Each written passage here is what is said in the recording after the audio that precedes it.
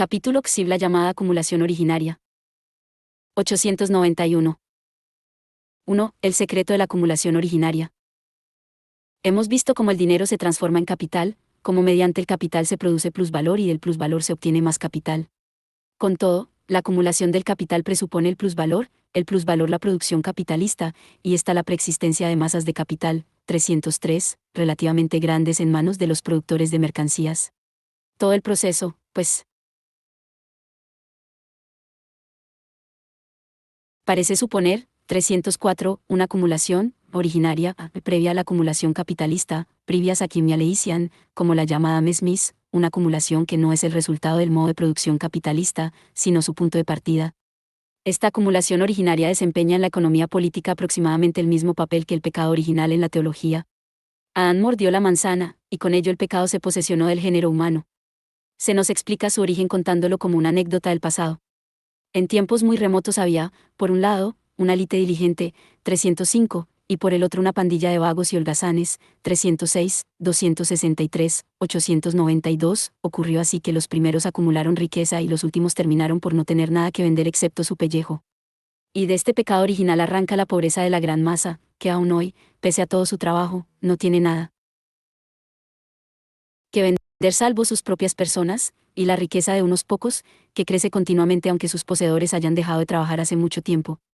El señor Thiers, por ejemplo, en defensa de la propriété, predica esas insulsas puerilidades a los otrora tan ingeniosos franceses, haciéndolo además con la seriedad y la solemnidad del estadista, 264, pero no bien entra en juego la cuestión de la propiedad, se convierte en deber sagrado sostener que el punto de vista de la cartilla infantil es el único válido para todos los niveles de edad y grados de desarrollo.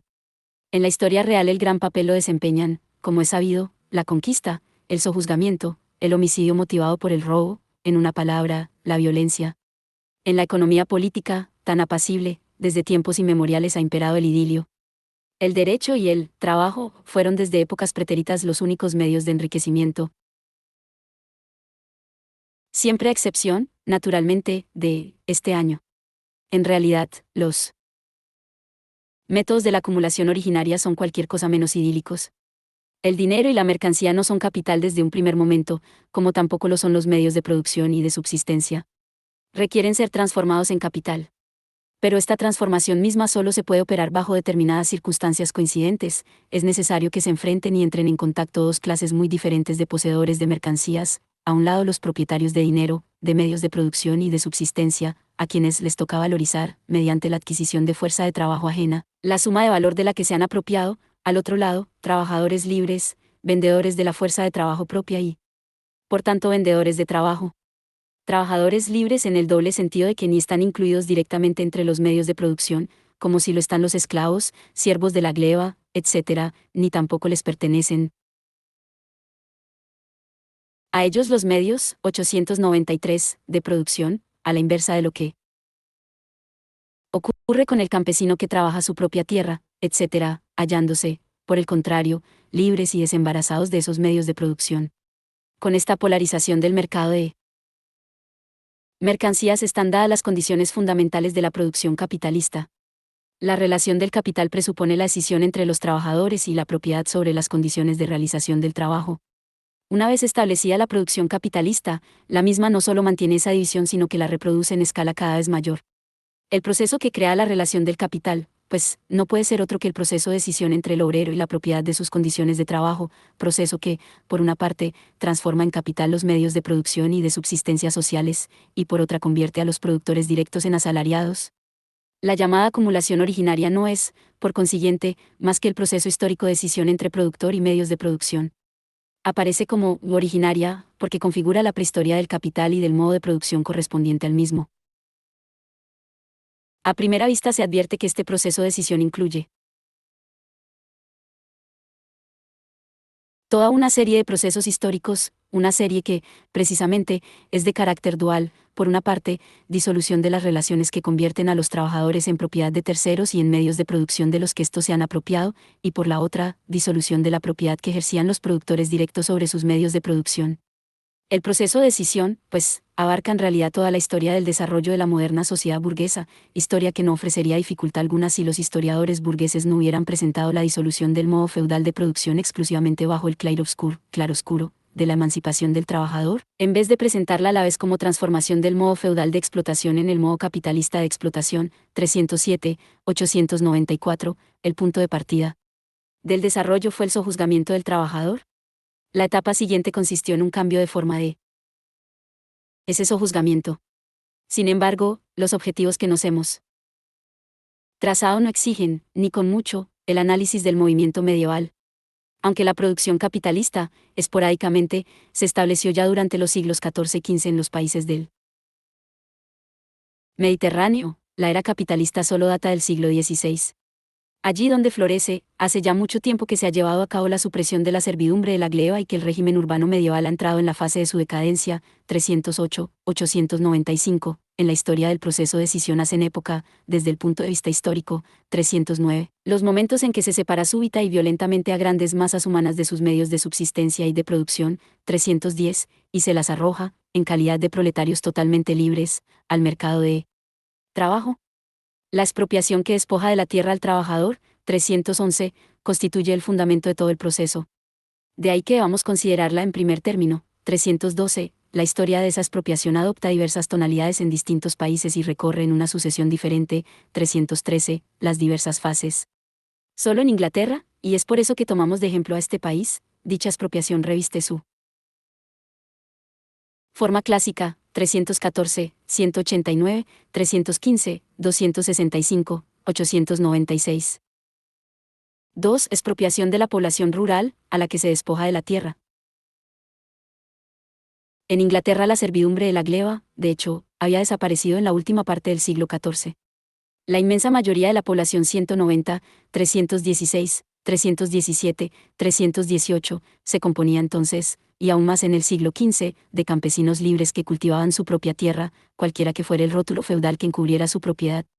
En las grandes fincas señoriales el arrendatario libre había desplazado al bailío, siervo el mismo en otros tiempos. Los trabajadores asalariados agrícolas se componían en parte de campesinos que valorizaban su tiempo libre trabajando en las fincas de los grandes terratenientes, en parte de una clase independiente, poco numerosa tanto en términos absolutos como en relativos, de asalariados propiamente dichos. Pero también estos últimos eran de hecho, a la vez, campesinos que trabajaban para sí mismos, pues además, 897, de su salario se les asignaba tierras de labor, con una extensión de 4 acres, 319, y más, y asimismo cada tillis. Disfrutaban además, a la par de los campesinos propiamente dichos, del usufructo de la tierra comunal, sobre la que pasía su ganado y que les proporcionaba a la vez el combustible, leña, turba, etc. 191. En todos los países de Europa la producción feudal se caracteriza por la división de la tierra entre el mayor número posible de campesinos tributarios. El poder del señor feudal, como el de todo soberano, no se fundaba en la longitud de su registro de rentas, sino en el número de sus súbditos, y este dependía de la cantidad de campesinos que trabajaban para sí mismos. 192. Por eso, aunque después de la conquista normanda se dividió el suelo inglés en gigantescas baronías, una sola de las cuales incluía a menudo 900 de los viejos señoríos anglosajones, estaba tachonado de pequeñas fincas campesinas, interrumpidas solo aquí y allá por las grandes haciendas señoriales. Tales condiciones, sumadas al auge coetáneo de las ciudades, característico del siglo XV, permitieron esa riqueza popular tan elocuentemente descrita por el canciller Fortescue en su Laudibus Legam Anglia, pero excluían la riqueza capitalista. El preludio del trastocamiento que echó las bases del modo de producción capitalista se produjo en el último tercio del siglo XV y los primeros decenios del siglo XVI. Una masa de proletarios libres como el aire fue arrojada al mercado de trabajo por la disolución de las mesnadas, 898, feudales que, como observó correctamente Sir James Toyard, en todas partes colmaban inútilmente casas y castillos. 266. Aunque el poder real, el mismo un producto del desarrollo burgués en su deseo de acceder a la soberanía absoluta, aceleró violentamente la disolución de esas mesnadas, no constituyó, ni mucho menos, la única causa de esta. Por el contrario, el gran señor feudal, tenazmente opuesto a la realeza y al parlamento, creó un proletariado muchísimo mayor al expulsar violentamente a los campesinos de la tierra, sobre la que tenían los mismos títulos jurídicos feudales que él mismo, y al usurparles las tierras comunales. En Inglaterra, el impulso directo para estas acciones lo dio particularmente el florecimiento de la manufactura lanera flamenca y el consiguiente aumento en los precios de la lana. Las grandes guerras feudales habían aniquilado a la vieja nobleza feudal, la nueva era hija de su época, y para ella el dinero era el poder de todos los poderes. Su consigna, pues, rezaba, transformar la tierra de labor en pasturas de ovejas. En su Description of England, Prefixed to Lincet's Chronicles, Harrison describe cómo la expropiación del pequeño campesino significa la ruina de la campaña. What care our great encroachers? ¿Qué les importa eso a nuestros grandes usurpadores? ¿Violentamente se arrasaron las viviendas de los campesinos y las cottages de los obreros, o se las dejó libradas a los estragos del tiempo? Si se compulsan, dice Harrison, los más viejos inventarios de cada finca señorial, se encontrará que han desaparecido innumerables casas y pequeñas fincas campesinas, que el país sostiene a mucha menos gente, que numerosas ciudades están en ruinas, aunque prosperan. Unas pocas nuevas, 267, algo podría contar de las ciudades y villorrios destruidos para convertirlos en pasturas para ovejas, y en los que únicamente se alzan las casas de los señores. Los lamentos de esas viejas crónicas son invariablemente exagerados, pero reflejan con exactitud la impresión que produjo en los hombres de esa época la revolución operada en las condiciones de producción. Un cotejo entre las obras del canciller Fortescue y las de Tomás Moro muestra de manera patente el abismo que se abre entre el siglo XV y el XVI. La clase trabajadora inglesa, como con acierto afirma Thornton, se precipitó directamente, sin transición alguna, de la edad de oro a la de hierro. 899, la legislación se aterrorizó ante ese trastocamiento. Todavía no había alcanzado a esas cumbres de la civilización en las cuales la Wealth of Nation, riqueza de la nación, esto es, la formación de capital y la explotación y empobrecimiento despiadados de las masas populares son considerado la última suli de toda sabiduría política. En su Historia de Enrique VII dice Bacon, por ese entonces, 1489, comenzaron a ser más frecuentes las quejas sobre la conversión de tierras de labor en praderas, para cría de ovejas, etc., fáciles de vigilar con unos pocos pastores, y las fincas arrendadas temporal, vitalicia y anualmente, de las que vivían gran parte del ocio humano, 268, se transformaron en dominios señoriales. Esto dio origen a una decadencia del pueblo, y por consiguiente a una decadencia de las ciudades, iglesias, diezmos. Fue admirable la sabiduría demostrada en esa época por el rey y el parlamento en la cura del mal. Adoptaron medidas contra esas usurpaciones que despoblaban los predios comunales, depopulating enclosures, y contra el despoblado régimen de pasturas, depopulating pasture, que seguía de cerca a esas usurpaciones. Una ley de Enrique VII, 1489, C19, 320, prohibió que se demoliera toda casa campesina a la que correspondieran por lo menos 20 acres, 321, de terreno. En una ley 25, Enrique VIII, 322, se confirma la disposición legal anteriormente mencionada. Se dice allí, entre otras cosas, que muchas fincas arrendadas y grandes rebaños de ganado, especialmente de ovejas, se concentran en pocas manos, con lo cual han aumentado considerablemente las rentas de la tierra y disminuido mucho los cultivos, tillage, se han arrasado iglesias y casas y cantidades asombrosas de hombres han quedado incapacitados de ganarse el sustento para sí y sus familias. Por eso la ley ordena la reconstrucción de las casas rústicas derruidas, determina cuál debe ser la proporción entre la tierra cerealera y la de pastos, etc. Una ley de 1533 se queja de que no pocos propietarios posean 24.000 ovejas, y 900, restringe el número de estas a 2.193.000. Las quejas populares y la legislación que desde Enrique VII y durante 150 años condenó la expropiación de los pequeños arrendatarios y campesinos, resultaron estériles por igual. El secreto de su fracaso nos lo revela Bacon, inconscientemente.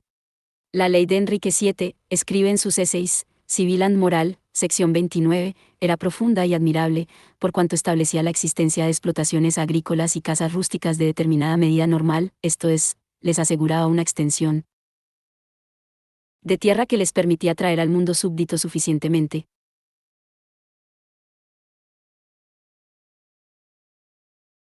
ricos y de condición no servil, y conservar la mancera del arado en las manos de propietarios y no de alquilones, toque the plow in the hand of the owners and not hirelings, 193 bis, 268, 269, lo que exigía el sistema capitalista era, a la inversa, una condición servil de las masas populares, la transformación de las mismas en alquilones y la conversión de sus medios de trabajo, 901, en capital. Esa antigua legislación procura también, 323, conservar los 4 acres de tierra contigua a la cotis del asalariado agrícola, y le prohibió a este que tomara subinquilinos en su cottage. Todavía en 1627, bajo Jacobi, 324, 270, se condenó a Roger Cracker, de Frontmilch, por haber construido una cottage en la finca solariega de Frontmilch sin asignarle los 4 acres de tierra como dependencia permanente, aun en 1638, bajo Carlos I, Se designó una comisión real encargada de imponer la aplicación de las viejas leyes, y en particular también la concerniente a los 4 acres de tierra. Todavía Cromwell prohibió la construcción de casas, en 4 millas, 325, a la redonda de Londres, si no se las dotaba de 4 acres de tierra. Aún en la primera mitad del siglo XVIII se formulan quejas cuando la cotis del obrero agrícola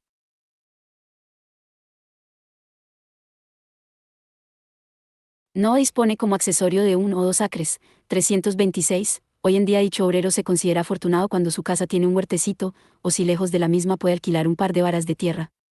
Terratenientes y arrendatarios, dice el Dr. Hunter, operan aquí de común acuerdo. Unos pocos acres por cottage harían de los trabajadores personas demasiado independientes. 194. El proceso de expropiación violenta de las masas populares recibió un nuevo y terrible impulso en el siglo XVI con la Reforma y, a continuación, con la expoliación colosal de los bienes eclesiásticos. En la época de la Reforma, la Iglesia Católica era propietaria feudal de gran parte del suelo inglés. La supresión de los monasterios, etc., arrojó a sus moradores al proletariado. Los propios bienes eclesiásticos fueron objeto, en gran parte, de donaciones a los rapaces favoritos del rey, o vendidos por un precio irrisorio a arrendatarios y residentes urbanos especuladores que expulsaron en masa a los antiguos campesinos tributarios, 902, hereditarios, fusionando los predios de estos últimos. Se abolió tácitamente el derecho, garantizado por la ley, de los campesinos empobrecidos a percibir una parte de los diezmos eclesiásticos. 195, pauperuique y haced, el pobre en todas partes está sojuzgado. 271, exclamó la reina Isabel al concluir una gira por Inglaterra. En el 43º año de su reinado, finalmente, no hubo más remedio que reconocer oficialmente el pauperismo, implantando el impuesto de beneficencia. Los autores de esta ley se avergonzaron de exponer sus razones, y por eso, violando toda tradición, la echaron a rodar por el mundo desprovista de todo preámbulo. Exposición de motivos, 196 por la 16, Carolus y 4, 327, se estableció la perpetuidad de ese impuesto, y en realidad solo en 1834 se le dio una forma nueva y más rigurosa. 197, 272, 273, 274. Estos efectos inmediatos de la Reforma, 903, no fueron los más perdurables. El patrimonio eclesiástico configuraba el baluarte religioso de las relaciones tradicionales de propiedad de la tierra. Con la ruina de aquel, estas últimas ya no podían mantenerse en pie. 198. Todavía en los últimos decenios del siglo XVII la yeomanry, el campesinado independiente, era más numerosa que la clase de los arrendatarios. Los yeoman habían constituido la fuerza principal de Cromwell y se comparaban ventajosamente, como reconoce el propio Macaulay, con los merdosos y algos borrachos y sus sirvientes, los curas rurales, obligados a casarse con la moza favorita del señor. Todavía, los asalariados rurales mismos eran copropietarios de la propiedad comunal. Hacia 1750, 904, aproximadamente, la yeomanry había desaparecido. 199 y en los últimos decenios del siglo XVIII ya se habían borrado las últimas huellas de propiedad comunal de los campesinos. Prescindimos aquí de los resortes puramente económicos de la revolución agrícola. De lo que nos ocupamos es de los medios violentos empleados por la misma. Bajo la restauración de los estuardos, los terratenientes ejecutaron de manera legal una usurpación que en el continente, por doquier, se practicó también sin formalidades legales. Abolieron el régimen feudal de tenencia de la tierra, es decir, la liberaron de las servidumbres que la gravaban, indemnizaron al Estado mediante impuestos sobre el campesinado y las demás masas populares. Reivindicaron la propiedad moderna sobre fincas de las que solo poseían títulos feudales y, finalmente, impusieron esas leyes de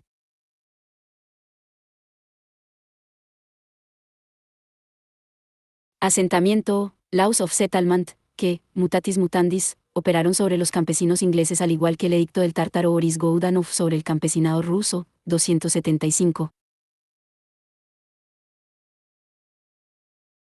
La Glorious Revolution, Revolución Gloriosa, 276, llevó al poder, con Guillermo III de Orange, 200 a los fabricantes de plusvalor poseedores de tierras y capitales. Estos inauguraron la nueva era perpetrando en escala colosal el 905 robo de tierras fiscales, practicado hasta entonces solo de manera modesta.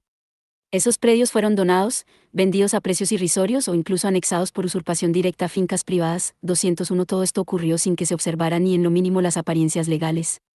Los bienes fiscales, apropiados de manera tan fraudulenta, sumados a la depredación de las tierras eclesiásticas, en la medida en que las mismas no se habían perdido ya durante la Revolución Republicana, constituyen el fundamento de los actuales dominios principescos que posee la oligarquía inglesa. 202 Los capitalistas burgueses favorecieron la operación, entre otras cosas para convertir el suelo en artículo puramente comercial, para 328, acrecentar el aflujo hacia ellos de proletarios enteramente libres procedentes del campo, etc. Actuaban en defensa de sus intereses, tan acertadamente como los burgueses urbanos suecos, cuyo baluarte económico era el campesinado, por lo cual, estrechamente de acuerdo con 329, ayudaron a los reyes a recuperar por la violencia, de manos de la oligarquía, los bienes de la corona, desde 1604, y después en los reinados de Carlos X y Carlos XI. 906, la propiedad comunal, 330, era una institución germánica antigua que subsistió bajo el manto del feudalismo. Hemos visto cómo el violento despojo de la misma, acompañado por regla general de la transformación de las tierras de labor en praderas destinadas al ganado, se inicia a fines del siglo XV y prosigue durante el siglo XVI. Pero en ese entonces el proceso se efectúa como actos individuales de violencia, contra los cuales la legislación combate en vano a lo largo de 150 años. El progreso alcanzado en el siglo XVIII se revela en que la ley misma se convierte ahora en vehículo del robo perpetrado contra las tierras del pueblo, aunque los grandes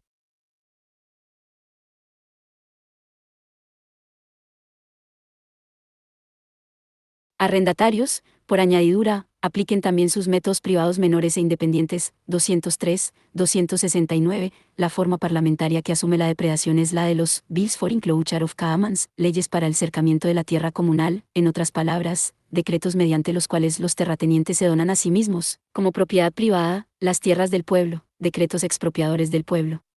Sir Francis Morton Eden refuta su propio y astuto alegato abogadil, en que procura presentar la propiedad comunal como propiedad privada de los latifundistas que reemplazan a los señores feudales, cuando exige una ley general parlamentaria para el cercamiento de las tierras comunales, reconociendo, por tanto, que se requiere un golpe de Estado parlamentario para convertir esas tierras en propiedad privada, y por otra parte cuando solicita al legislador una indemnización para los pobres expropiados. 204. Mientras que los yeoman independientes eran reemplazados por tenants at will, arrendatarios pequeños que podían ser desalojados con preaviso de un año, esto es, una caterva servil y dependiente del capricho del terrateniente. 907, el robo sistemático perpetrado contra la propiedad comunal, junto al despojo de los dominios fiscales, ayudó especialmente a acrecentar esas grandes fincas arrendadas que en el siglo XVIII se denominaron granjas de capital. 205. O granjas de mercaderes. 206 y a liberar a la población rural como proletariado para la industria. Sin embargo, el siglo XVIII aún no comprendía, en la misma medida en que lo comprendió el siglo XIX, la identidad existente entre riqueza nacional y pobreza popular. De ahí la muy encarnizada polémica que se libra, en los escritos económicos de la época, acerca de la enclosure of commons, cercamiento de tierras comunales. De la gran cantidad de material que tengo al alcance de la mano, tomo unos pocos pasajes en los que se da una vívida idea de la situación. En muchas parroquias de Hertfordshire, escribe una pluma indignada, 24 fincas arrendadas, cada una con un promedio de 50 a 150 acres. 331, se han fusionado en 3 fincas. 207, en Northamptonshire y Lincolnshire. 277, el cercamiento de las tierras comunales se ha efectuado en gran escala, y la mayor parte de los nuevos señoríos surgidos de los cercamientos ha sido convertida en praderas. A consecuencia de ello, en muchos señoríos en los que antes se araban 1500 ocres, 332, no se cultivan ahora ni siquiera 50 acres, 333. Las ruinas de lo que antes eran viviendas, graneros, establos, etc., son los únicos vestigios dejados por los antiguos moradores. 334, en no pocos lugares, 100 casas y familias han quedado reducidas a 8 o 10. En la mayor parte de las parroquias donde el cercamiento, 908, solo comenzó a practicarse hace 15 o 20 años, los terratenientes son muy pocos en comparación con los que cultivaban la tierra en el régimen de campos abiertos. No es nada insólito ver cómo 4 o 5 ricos ganaderos han usurpado grandes señoríos recién cercados que antes se encontraban en manos de 20 a 30 arrendatarios y de muchos pequeños propietarios y campesinos tributarios. Todos estos y sus familias se han visto expulsados de su propiedad, junto a otras muchas familias a las que aquellos daban ocupación y mantenían. 208 lo que anexaba el terrateniente colindante o pretexto del enclosure, cercamiento, no eran solo tierras baldías, sino, a menudo, terrenos cultivados comunalmente o mediante pago a la comuna. Me refiero aquí al cercamiento de campos baldíos y predios ya cultivados. Hasta los escritores que defienden los inclouchas reconocen que estos últimos en el presente caso reducen el cultivo, 335, 278, aumentan los precios de los medios de subsistencia y producen despoblación, e incluso el cercamiento de tierras baldías, tal como se lo practica ahora, despoja al pobre de una parte de sus medios de subsistencia y engruesa fincas que ya son demasiado grandes, 209, cuando la tierra cae en manos de unos pocos grandes arrendatarios, dice el Dr. Price, los pequeños arrendatarios, a los que caracteriza más arriba como una multitud de pequeños propietarios y arrendatarios que se mantienen a sí mismos y a sus familias, mediante el producto del suelo cultivado por ellos mismos y con las ovejas, aves, cerdos, etc., que apacientan en las tierras comunales, de tal modo que tienen poca necesidad de comprar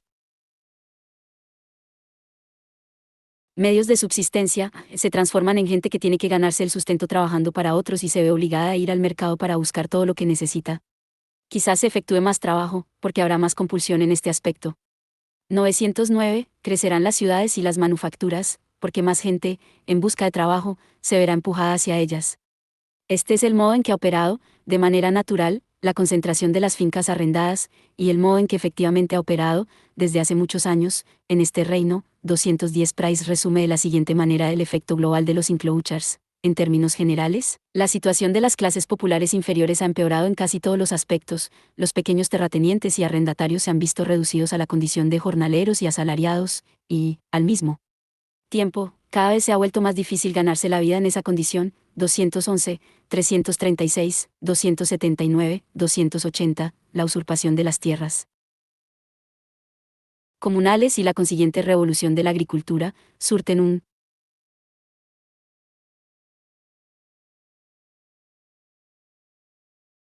efecto tan agudo sobre la situación de los obreros agrícolas que, según el propio Eden, entre 1765 y 1780 el salario de los mismos comenzó a descender por debajo del mínimo, 910, y a ser complementado por el socorro oficial de beneficencia. Ese salario, dice Eden, ya no bastaba, 337, 281, para satisfacer las necesidades vitales más elementales. Escuchemos un instante a un defensor de los enclosures y adversario del Dr. Price. No es correcto, 338, 282, concluir que existe despoblación porque ya no se ve a la gente derrochando su trabajo en el campo abierto. Si hay menos de ellos en el campo, hay más de ellos en las ciudades. 339, sí, luego de la conversión de los pequeños campesinos en gente que se ve obligada a trabajar para otros, se pone en movimiento más trabajo. Esta es una ventaja que la nación, a la que no pertenecen, naturalmente, quienes experimentan la conversión mencionada, tiene necesariamente que desear. El producto será mayor cuando su trabajo combinado se emplee en una sola finca. De esta manera se formará plusproducto para las manufacturas, y gracias a ello las manufacturas, una de las minas de oro de esta nación, aumentarán en proporción a la cantidad de grano producida. 212. La imperturbabilidad estoica con que el economista contempla la violación más descarada del sagrado derecho de propiedad y los actos de violencia más burdos contra las personas, siempre y cuando sean necesarios para echar las bases del modo capitalista de producción, nos la muestra, entre otros, el filantrópico, en tendenciosamente Tory, además. Toda la serie de robos, ultrajes y opresión que acompaña a la expropiación violenta del pueblo, desde el último tercio del siglo XV hasta fines del XVIII, solo induce a Eden a formular esta confortable reflexión final: era necesario establecer la proporción correcta, entre las tierras de labor y las pasturas. 911, todavía durante todo el siglo XIV y la mayor parte del XV, por cada acre de praderas para el ganado se dedicaban 2, 3 y hasta 4 acres a la labranza. A mediados del siglo XVI la proporción se había transformado en 2 acres de pasturas por cada 2 de tierra laborable. Más tarde aquella fue de 2 acres de pasturas por acre de tierra labrantía, hasta que finalmente se alcanzó la proporción correcta de 3 acres de dehesas por acre de tierra laborable. En el siglo XIX, como es natural, se perdió hasta el recuerdo de la conexión que existía entre el campesino y la propiedad comunal. Para no hablar de tiempos posteriores, que farding, cuarto de penique, de compensación percibió entonces la población rural por los 3.511.770 acres, 340, de tierras comunales que le fueron arrebatadas entre 1801, 341, y 1831, y que los terratenientes donaron a los terratenientes a través del Parlamento. El último gran proceso de expropiación que privó de la tierra al campesino fue el llamado Clearing of Estates, despejamiento de las fincas, que consistió en realidad en barrer de ellas a los hombres. Todos los métodos ingleses considerados hasta ahora culminaron en el despejamiento. ¿Cómo se vio al describir la situación moderna en la sección anterior? Ahora, cuando ya no quedan campesinos independientes a los que barrer, se ha pasado al despejamiento de las caatillis, de tal suerte que los trabajadores agrícolas ya no encuentran el espacio necesario para su propia vivienda ni siquiera en el suelo cultivado por ellos. 342, 213, 912, con todo, el Clearing of Estates, propiamente dicho, se distingue por el carácter más sistemático, la magnitud de la escala en que se practica la operación de una sola vez, en Escocia en áreas tan grandes como principados alemanes, y por la forma peculiar de la propiedad del suelo que, con tanta violencia, se transforma en propiedad privada. Esta propiedad era la propiedad del clan. El jefe, o gran hombre, solo era propietario titular en cuanto representante del clan, tal como la reina de Inglaterra es la propietaria titular del suelo inglés. 203. Esta revolución, que comenzó en Escocia después del último levantamiento del pretendiente, 283, puede seguirse en sus primeras fases en las obras de Sir James Toyard 214, 284, y James Anderson 215 en el siglo XVIII. A los gaélicos expulsados de sus tierras se les prohibió también la emigración, para empujarlos por la violencia hacia Glasgow y otras ciudades fabriles. 216 como ejemplo de los métodos imperantes en el siglo XIX. 217, 913, baste mencionar aquí los despejamientos de la duquesa de Sutherland. Esta dama, versada en economía política, apenas advino a la dignidad ducal decidió aplicar una cura económica radical y transformar en pasturas de ovejas el condado entero, cuyos habitantes ya se habían visto reducidos a 15.000 debido a procesos anteriores de índole similar. De 1814 a 1820, esos 15.000 pobladores, aproximadamente 3.000 familias, fueron sistemáticamente expulsados y desarraigados. Se destruyeron e incendiaron todas sus aldeas, todos sus campos se transformaron en praderas. Soldados británicos, a los que se les dio orden de apoyar esa empresa, vinieron a las manos con los naturales.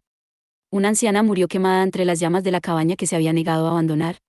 De esta suerte, la duquesa se apropió de 794.000 acres, 343, de tierras que desde tiempos inmemoriales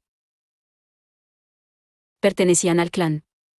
A los habitantes desalojados les asignó 6.000 acres, 344, a orillas del mar, a razón de 2 acres, 345, por familia. Esos 6.000 acres hasta el momento habían permanecido yermos, y sus propietarios no habían obtenido de ellos ingreso alguno. Movida, 914, por sus nobles sentimientos, la duquesa fue tan lejos que arrendó el acre por una renta media de 2 chelines y 6 peniques a la gente del clan, que durante siglos había vertido su sangre por la familia de la Sutherland. Todas las tierras robadas al clan fueron divididas en 29 grandes fincas arrendadas, dedicadas a la cría de ovejas. Habitaba cada finca una sola familia, en su mayor parte criados ingleses de los arrendatarios. En 1825 los 15.000 gaélicos habían sido reemplazados ya por 131.000 ovejas. La parte de los aborígenes arrojada a orillas del mar procuró vivir de la pesca. Se convirtieron en anfibios y vivieron, como dice un escritor inglés, a medias en tierra y a medias en el agua, no viviendo, pese a todo eso, más que a medias. 218, 285, pero los bravos gaélicos debían expiar aún más acerbamente su romántica idolatría de montañeses por los grandes hombres del clan. El olor a pescado se elevó hasta las narices de los grandes hombres. Estos husmearon la posibilidad de lucrar con el asunto y arrendaron la orilla del mar a los grandes comerciantes londinenses de pescado. Los gaélicos se vieron expulsados por segunda vez. 219, pero, por último, una parte de las pasturas para ovejas fue convertida a su vez en cotos de caza. En Inglaterra, como es sabido, no hay bosques auténticos. Los venados que vagan por los parques de los grandes señores son animales incuestionablemente domésticos, gordos como los 915, Olderman, regidores, de Londres. De ahí que Escocia se haya convertido en el último asilo de la noble pasión. En las Highlands, dice Samars en 1848, las zonas boscosas se han expandido mucho. Aquí, a un lado de Gaik, tenemos el nuevo bosque de Glenfessie y allí, al otro lado, el nuevo bosque de Arberikie. En la misma línea, encontramos el Blackmount, un enorme desierto, recién inaugurado. De este a oeste, de las inmediaciones de Aberdeen hasta las rocas de Oban, se observa una línea continua de bosques, mientras que en otras zonas de las Highlands se encuentran los nuevos bosques de la Archaig, Glengarry, Glenmoriston, etc. La transformación de su tierra en pasturas de ovejas empujó a los gaélicos hacia tierras estériles. Ahora, el venado comienza a sustituir a la oveja y empuja a aquellos a una miseria aún más anonadante. Los bosques de venados 219 bis y el pueblo no pueden coexistir. Uno de los dos, inevitablemente, ha de ceder la plaza. Si en el próximo cuarto de siglo dejamos que los cotos de caza sigan creciendo en número y en tamaño como durante los últimos 25 años, pronto no será posible encontrar a ningún montañés de Escocia en su suelo natal. Este movimiento entre los propietarios de las Highlands se debe en parte a la moda, a los pruritos aristocráticos y a las aficiones venatorias, etc., pero en parte practican el negocio de la caza exclusivamente con el ojo puesto en la ganancia. Es un hecho, en efecto, que un pedazo de montaña, arreglado como vedado de caza, en muchos casos es incomparablemente más lucrativo que como pradera para ovejas. El aficionado que busca un coto de caza solo limita su oferta por la amplitud de su bolsa. En las Highlands se han infligido sufrimientos no menos crueles que los que impuso a Inglaterra la política de los reyes normandos. A los siervos se les deja espacio libre para que correteen a sus anchas, mientras se acosa a los hombres, hacinándolos en círculos cada vez más estrechos. Se confiscan una tras otra las libertades del pueblo. Y la opresión aumenta día a día.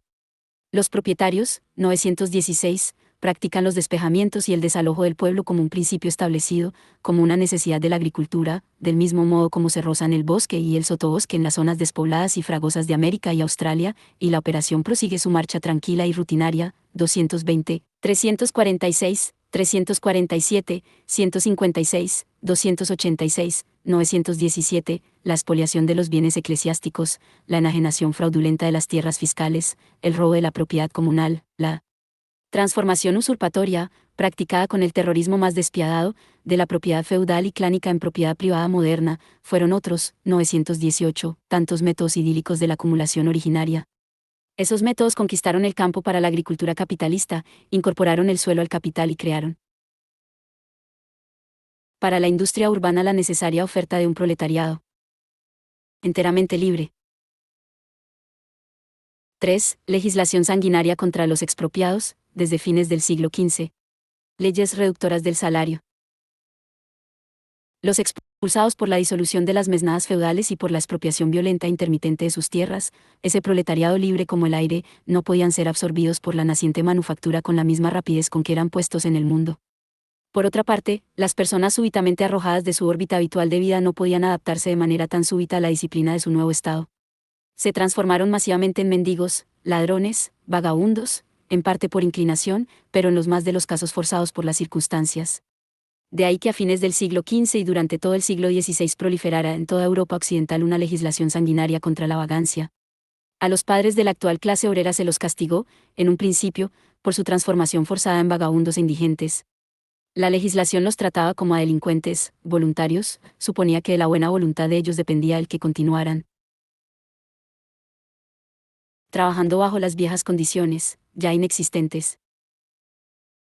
En Inglaterra esa legislación comenzó durante el reinado de Enrique VII. 919, Enrique VIII, 1530, los pordioseros viejos e incapacitados de trabajar reciben una licencia de mendicidad. Flagelación y encarcelamiento, en cambio, para los vagabundos vigorosos. Se los debe atar a la parte trasera de un carro y azotar hasta que la sangre mane del cuerpo, luego han de prestar juramento de regresar a su lugar de nacimiento o al sitio donde hayan residido durante los 3 últimos años y de ponerse a trabajar, to put himself to labor. ¡Qué cruel ironía! En 27 Enrique VIII, 348, se reitera la ley anterior, pero diversas enmiendas la han vuelto más severa. En caso de un segundo arresto por vagancia, ha de repetirse la flagelación y cortarse media oreja al infractor, y si se produce una tercera detención, se debe ejecutar al reo como criminal inveterado y enemigo del bien común. Eduardo I, una ley del primer año de su reinado, 1547, dispone que si alguien rehúsa trabajar se lo debe condenar a ser esclavo de la persona que lo denunció como vago. El amo debe alimentar a su esclavo con pan y agua, caldos poco sustanciosos y los restos de carne que le parezcan convenientes. Tiene derecho de obligarlo, látigo y cadenas mediante, a efectuar cualquier trabajo, por repugnante que sea. Si el esclavo se escapa y permanece prófugo por 15 días, se lo debe condenar a la esclavitud de por vida y marcarlo a hierro candente con la letra S, 349, en la frente o la mejilla. Si se fuga por segunda, 350, ¿ves?, se lo ejecutará como reo de alta traición.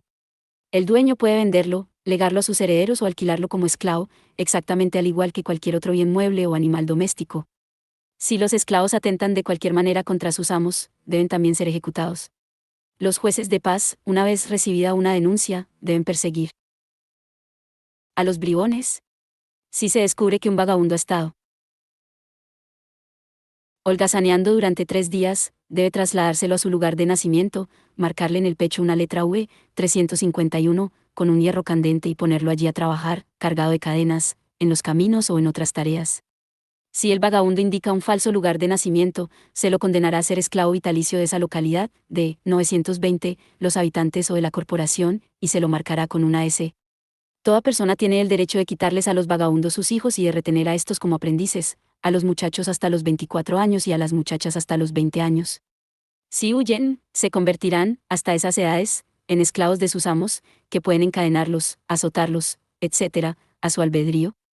Es lícito que el amo coloque una argolla de hierro en el cuello, el brazo o la pierna de su esclavo, para identificarlo mejor y que esté más seguro. 221. La última parte de la ley dispone que ciertos pobres sean empleados por la localidad o los individuos que les den de comer y beber y que les quieran encontrar trabajo. Este tipo de esclavos parroquiales subsistió en Inglaterra hasta muy entrado el siglo XIX, bajo el nombre de roundsmen, rondadores. Isabel, 1572, a los mendigos sin licencia, mayores de 14 años, se los azotará con todo rigor y serán marcados con hierro candente en la oreja izquierda en caso de que nadie quiera tomarlos a su servicio por el término de 2 años. En caso de reincidencia, si son mayores de 18 años, deben ser ajusticiados, salvo que alguien los quiera tomar por 2 años a su servicio. A la segunda, 352, reincidencia, se los ejecutará sin merced, como reos de alta traición. Leyes similares, 18 Isabel C. 13, 353, y 1597.221 bis, 921, Jacobi, toda persona que ande mendigando de un lado para otro es declarada gandul y vagabundo. Los jueces de paz, en las petty sessions, sesiones de menor importancia, están autorizados a hacerla azotar en público y a condenarla en el primer arresto a 6 meses y en el segundo a 2 años de cárcel. Durante su estada en la cárcel recibirá azotes con la frecuencia y en la cantidad que el juez de paz considere conveniente. Los gandules incorregibles y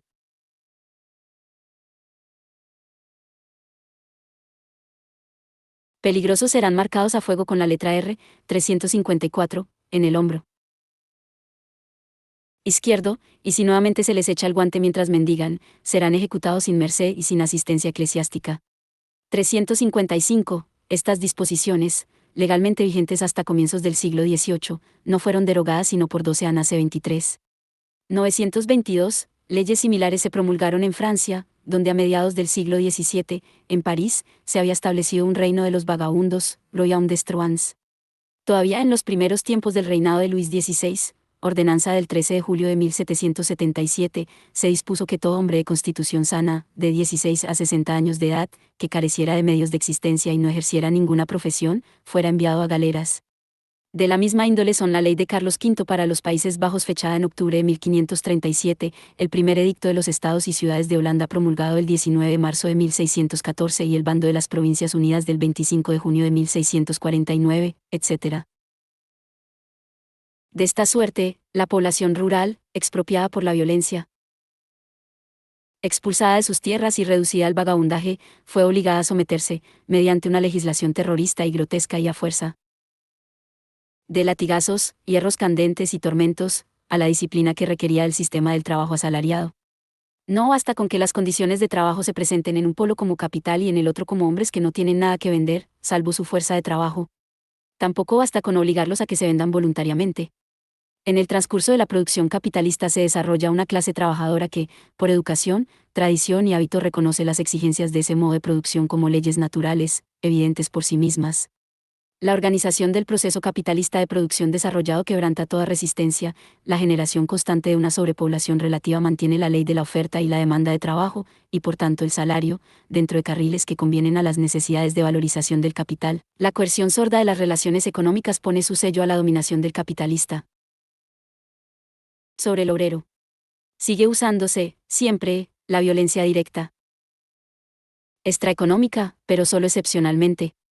Para el curso usual de las cosas es posible confiar el obrero a las leyes naturales de la producción, esto es, a la dependencia en que él mismo se encuentra con respecto al capital, dependencia surgida de las condiciones de producción mismas y garantizada y perpetuada por estas. De otra manera sucedían las cosas durante la génesis histórica de la producción capitalista. La burguesía naciente necesita y usa el poder, 923, del Estado para regular el salario, esto es, para comprimirlo dentro de los límites gratos a la producción de plusvalor, para prolongar la jornada laboral y mantener al trabajador mismo en el grado normal de dependencia. Es este un factor esencial de la llamada acumulación originaria. La clase de los asalariados, surgida en la segunda mitad del siglo XIV, solo configura entonces y durante el siglo siguiente una parte constitutiva muy pequeña de la población, fuertemente protegida en su posición por la economía campesina independiente. En el campo y la organización corporativa en la ciudad.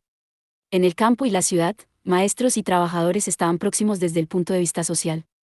La subordinación del trabajo al capital era solo formal, esto es, el modo de producción mismo no poseía aún un carácter específicamente capitalista. El elemento variable del capital preponderaba considerablemente sobre su elemento constante. De ahí que la demanda de trabajo asalariado creciera rápidamente con cada acumulación del capital, mientras que la oferta de trabajo asalariado solo la seguía con lentitud. Una gran parte del Producto Nacional, transformado más tarde en fondo de acumulación del capital, ingresaba todavía, por ese entonces, en el fondo de consumo del trabajador.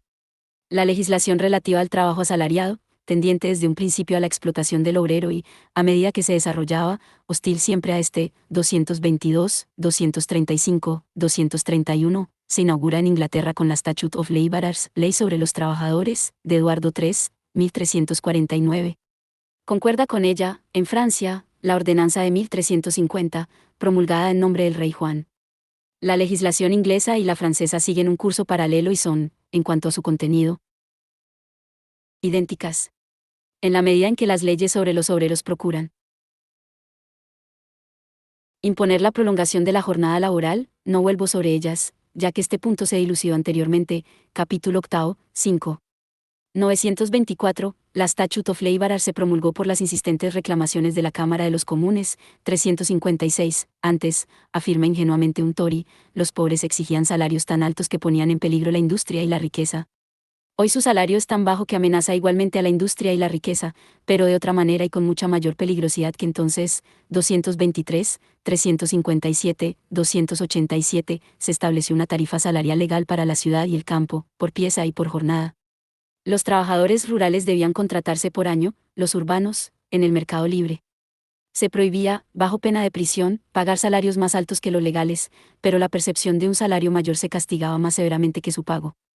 Así, por ejemplo, en las secciones 18 y 19 de la Ley de Aprendices de Isabel, se infligían 10 días de cárcel al que pagara un salario superior al legal, pero 21 días, en cambio, a quien lo percibiera. Una ley de 1360 hacía más rigurosas las penas y autorizaba a los maestros, inclusive, a arrancar trabajo a la tarifa legal, mediante la coerción física.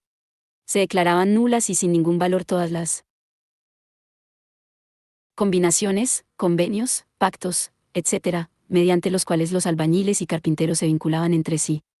Desde el siglo XIV hasta 1825, año en que se derogaron las leyes contra las coaliciones obreras son consideradas como un delito grave.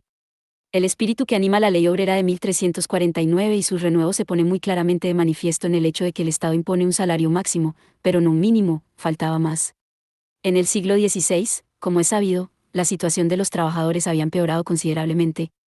El salario en dinero aumentó, pero no en proporción a la depreciación del dinero y al consiguiente aumento de precios de las mercancías. El salario, pues, en realidad disminuyó. Sin 925, embargo, no se derogaron las leyes que procuraban mantenerlo en un nivel bajo, y siguió aplicándose el corte de orejas y el señalamiento con hierros candentes de aquellos a quienes nadie quisiera tomar a su servicio. Por la ley de Aprendices 5 Isabel Calle 3, se autorizó a los jueces de paz a fijar ciertos salarios y modificarlos según las estaciones del año y los precios de las mercancías. Jacobi extendió esa regulación del trabajo a los tejedores, hilanderos y a todas las categorías posibles de obreros. 224 Jorge II hizo extensivas las leyes contra las coaliciones obreras a todas las manufacturas. En el periodo manufacturero propiamente dicho, el modo de producción capitalista se había fortalecido suficientemente para ser tan inaplicable como superflua la regulación legal del salario, pero se prefirió mantener abierto, para casos de necesidad, el antiguo arsenal, 358. Todavía 8 Jorge II prohíbe que a los oficiales sastres se les pague, en Londres y alrededores, más de 2 chelines y 7,5 peniques de jornal, salvo en casos de duelo. 926. Público. Todavía 13 Jorge III calle 68. Asigna a los jueces de paz la regulación del salario de los tejedores de seda. Todavía en 1796 fueron necesarios 2 fallos de los tribunales superiores para decidir si los mandatos de los jueces de paz sobre salarios eran válidos también para los obreros no agrícolas. Todavía en 1799 una ley del Parlamento confirmó que el salario de los mineros de Escocia se hallaba regulado por una ley de la época de Isabel, 359, 288, y 2 leyes escocesas de 1661 y 1671. ¿Hasta qué punto se habían revolucionado, en el ínterin, las condiciones imperantes? No lo demuestra un episodio inaudito, ocurrido en la Cámara Baja inglesa. Aquí, donde desde hacía más de 400 años se habían pergeñado leyes sobre el máximo que en ningún caso debía ser superado por el salario, Whitbread propuso en 1796 que se fijara un salario mínimo legal para los jornaleros agrícolas. Aunque Pitt se opuso, concedió que la situación de los pobres era cruel. Finalmente, en 1813 se derogaron las leyes en torno a la regulación del salario. Eran una anomalía ridícula, puesto que el capitalista regulaba la fábrica por medio de su legislación privada y hacía completar el salario del obrero agrícola, hasta el mínimo indispensable, mediante el impuesto de beneficencia. Las disposiciones de las leyes obreras, 360, sobre contratos entre patrones y asalariados, sobre la rescisión con aviso previo, etc. Disposiciones que permiten demandar solo por lo civil al patrón que viola el contrato, pero por lo criminal al obrero que hace otro tanto, mantienen hasta la fecha su vigencia plena. Las crueles leyes anticoalicionistas fueron derogadas en 1825, ante la amenazadora actitud del proletariado.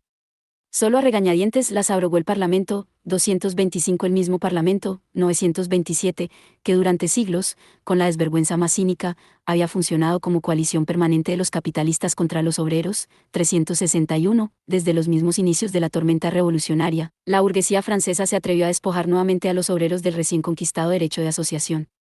928, por el decreto del 14 de junio de 1791, declaró todas las coaliciones obreras como atentatorias contra la libertad y contra la Declaración de los Derechos del Hombre, punibles con una multa de 500 libras y privación de la ciudadanía activa por el término de un año. 226, 362, esa ley, que con medidas policíaco-estatales encausó coercitivamente, dentro de límites cómodos al capital, la lucha competitiva entre este y el trabajo, sobrevivió a revoluciones y cambios dinásticos. Incluso el régimen del terror la dejó intacta. Solo en fecha muy reciente se la borró del Código Penal. 289, nada más característico que el pretexto de este golpe de Estado burgués. Aunque es deseable, dice Le Chapelier, el miembro informante, que el salario sea más elevado de lo que es ahora, para que así quien lo percibe se sustraiga a esa dependencia absoluta producida por la privación de los medios de subsistencia imprescindibles, dependencia que es casi la de la esclavitud. No obstante, los obreros no tienen derecho a ponerse de acuerdo sobre sus intereses, a actuar en común y, mediante esas acciones, a mitigar su dependencia absoluta, que es casi la de la esclavitud, porque de ese modo lesionarían la libertad de sus ci-devant maîtres, antiguos maestros, de los actuales empresarios, la libertad de mantener a los obreros en la esclavitud, y porque una coalición contra el despotismo de los antiguos maestros de las corporaciones equivaldría, adivínese, a recrear las corporaciones abolidas por la Constitución francesa. 227, 363, 929. 4. Génesis del arrendatario capitalista. Después de haber examinado la creación violenta de proletarios enteramente libres, la disciplina sanguinaria que los transforma en asalariados, la turbia intervención del Estado que intensifica policíacamente, con el grado de explotación del trabajo, la acumulación del capital, cabe preguntar, ¿de dónde provienen, en un principio, los capitalistas? Porque la expropiación de la población rural, directamente, solo crea grandes terratenientes.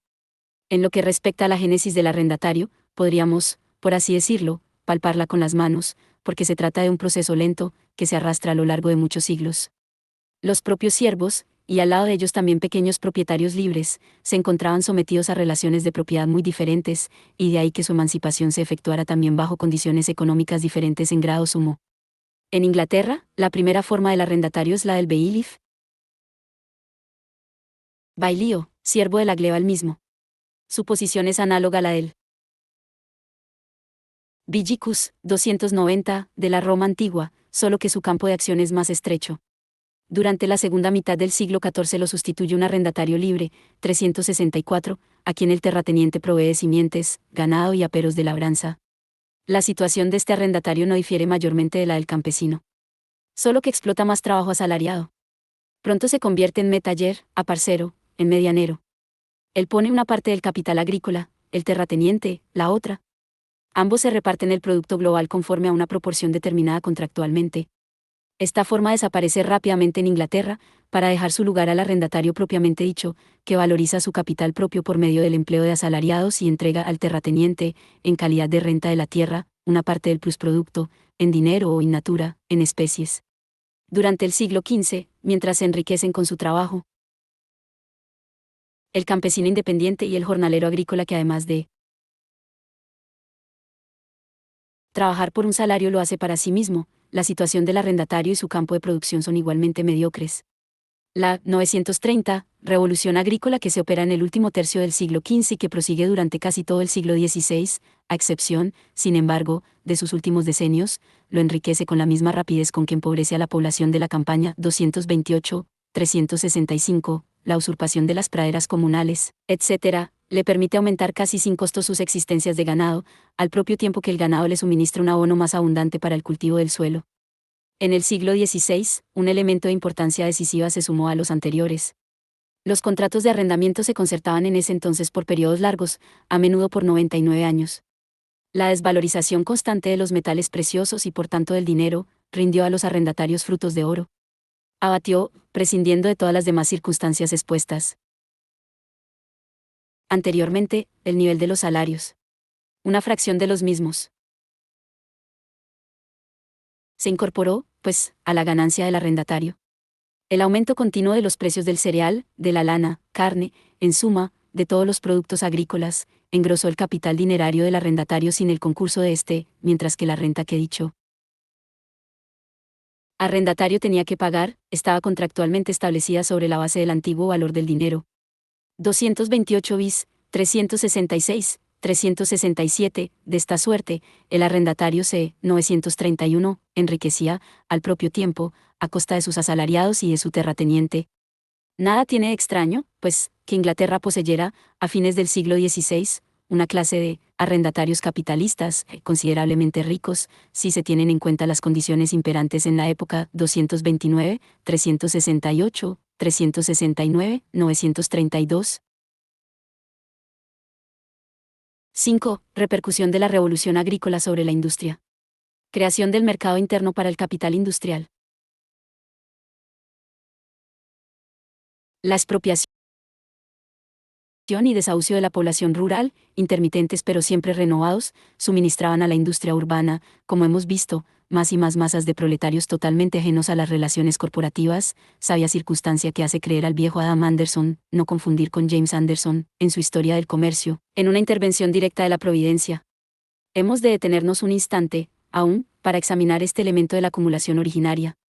Al enrarecimiento de la población rural independiente que cultivaba sus propias tierras no solo correspondía una condensación del proletariado industrial, tal como Geoffroy Saint-Hilaire explica la rarefacción de la materia cósmica en un punto por su condensación en otro, 230 pese al menor número de sus cultivadores. El suelo rendía el mismo producto que siempre, o más, porque la revolución en las relaciones de propiedad de la tierra iba acompañada de métodos de cultivo perfeccionados. Una mayor cooperación, la concentración de los medios de 933.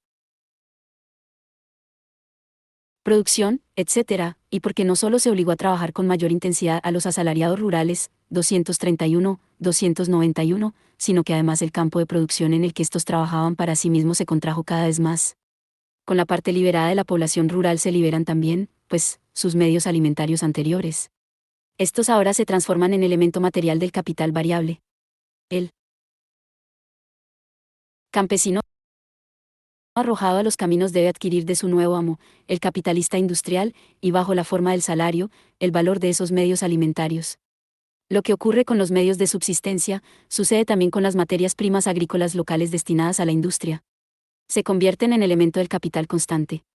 Figurémonos, por ejemplo, a los campesinos de Westfalia, que en tiempos de Federico II hilaban todos lino, aunque no sea, una parte de los campesinos fue expropiada violentamente y expulsada de sus tierras, mientras que la parte restante, en cambio, se transformó en jornaleros de los grandes arrendatarios.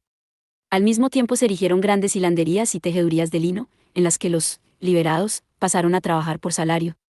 El lino tiene exactamente el mismo aspecto de antes. No se ha modificado en él una sola fibra, pero una nueva alma social ha migrado a su cuerpo. Ahora forma parte del capital constante del patrón. Manufacturero. Antes se dividía entre una gran masa de productores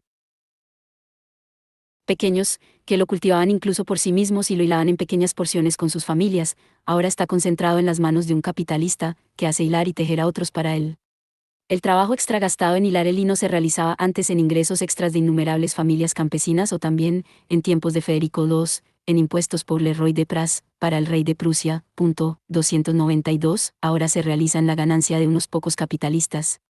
Los usos y telares, dispersos antes por toda la región, están ahora congregados en unos pocos cuarteles de trabajo, al igual que los obreros, que la materia prima. Y usos y telares y materia prima se han convertido, de medios que permitían la existencia independiente de hilanderos y tejedores, en medios, 934, que permiten comandar a estos 232 y extraerles trabajo impago. El aspecto de las grandes manufacturas, como el de las grandes fincas arrendadas, no deja ver que se componen de muchos pequeños focos de producción, ni que se han formado gracias a la expropiación de muchos pequeños productores independientes. Sin embargo, la mirada a la que no guían los preconceptos, no se deja engañar. En tiempos de Mirabeau, el león de la revolución, las grandes manufacturas todavía se denominaban manufactures reunies, talleres reunidos, del mismo modo que nosotros hablamos de campos reunidos. Dice Mirabeau, solo se presta atención a las grandes manufacturas, donde centenares de hombres trabajan bajo el mando de un director y a las que comúnmente se denomina manufacturas reunidas, manufactures reunies. Aquellas donde un grandísimo número de obreros trabaja cada uno separadamente, y cada uno por su propia cuenta, son apenas tenidas en consideración, se las pone a infinita distancia de las otras. Es un error muy grande, porque solo las últimas constituyen un objeto de prosperidad nacional realmente importante.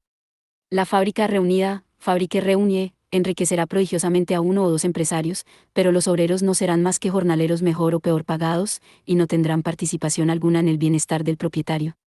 En la fábrica separada, Fabrique Separé, por el contrario, nadie se volverá rico, pero muchos obreros vivirán desahogadamente. El número de los obreros industriosos y ahorrativos aumentará, porque ellos mismos verán en la morigeración, en la diligencia, un medio para mejorar esencialmente su situación, en vez de obtener un pequeño aumento de salarios que nunca podrá significar algo importante para el futuro, cuyo único resultado será, a lo sumo, que los hombres vivan un poco mejor, pero siempre al día. Las manufacturas individuales separadas, en su mayor parte ligadas a la agricultura practicada en pequeña escala, son las únicas libres, 233 la expropiación y 935, desalojo de una parte de la población rural, no solo libera y pone a disposición del capital industrial a los trabajadores, y junto a ellos a sus medios de subsistencia y su material de trabajo, sino que además crea el mercado interno. 234 El arrendatario vende ahora como mercancía y masivamente medios de subsistencia y materias primas que antes, en su mayor parte, eran consumidos como medios directos de subsistencia por sus productores y elaboradores rurales. Las manufacturas le proporcionan el mercado. Por otra parte, no solo se concentran, formando un gran mercado para el capital industrial, los numerosos clientes dispersos a quienes aprovisionaban, localmente y al por menor, numerosos productores pequeños, sino que una gran parte de los artículos antes producidos en el campo mismo se convierten en artículos manufacturados, y el campo mismo se transforma en un mercado para la venta de dichos artículos. 370, 234 De esta manera, paralelamente a la expropiación, 936, de los campesinos que antes cultivaban sus propias tierras y que ahora se ven divorciados de sus medios de producción, progresa la destrucción de la industria rural subsidiaria, el proceso de escisión entre la manufactura y la agricultura. 371, no obstante, el periodo manufacturero propiamente dicho no produjo una transformación radical. Recuérdese que la manufactura solo se apodera muy fragmentariamente de la producción nacional y se funda siempre en el artesanado urbano y en la industria subsidiaria doméstico-rural, que constituyen su amplio trasfondo. Cuando aniquila a esta última bajo determinada forma, en ramos particulares de los negocios, en ciertos puntos, la vuelve a promover en otros. Porque hasta cierto punto necesita de la misma para la elaboración de la materia prima. Produce, por consiguiente, una nueva clase de pequeños campesinos, que cultivan el suelo como ocupación subsidiaria y practican como actividad principal el trabajo industrial para vender el producto a la manufactura, sea directamente o por medio del comerciante. Es esta una de las causas, aunque no la principal, de un fenómeno que al principio desconcierta al investigador de la historia inglesa. A partir del último tercio del siglo XV ese estudioso encuentra quejas continuas, interrumpidas tan solo durante ciertos intervalos, sobre la penetración de la economía del capital en el campo y la aniquilación progresiva del campesinado. Por otra parte, encuentra siempre de nuevo a ese campesinado, aun cuando en menor número y bajo condiciones siempre empeoradas. 235 El motivo principal es el siguiente: Inglaterra es primordialmente ora. 937, cultivadora de cereales, ora. Criadora de ganado, en periodos alternados, y con estas fluctuaciones que ora duran más de medio siglo, ora pocos decenios. 372, fluctúa el tamaño de la explotación campesina. Solo la gran industria proporciona, con las máquinas, el fundamento constante de la agricultura capitalista, expropia radicalmente a la inmensa mayoría de la población rural y lleva a término la escisión entre la agricultura y la industria doméstico-rural, cuyas raíces, la hilandería y tejeduría, Barranca. 236, 373, 374, conquista por primera vez para el capital industrial, pues, todo el mercado interno. 237, 938. 6. Génesis del capitalista industrial. La génesis del capitalista industrial 238 no se produjo de una manera tan gradual como la del arrendatario.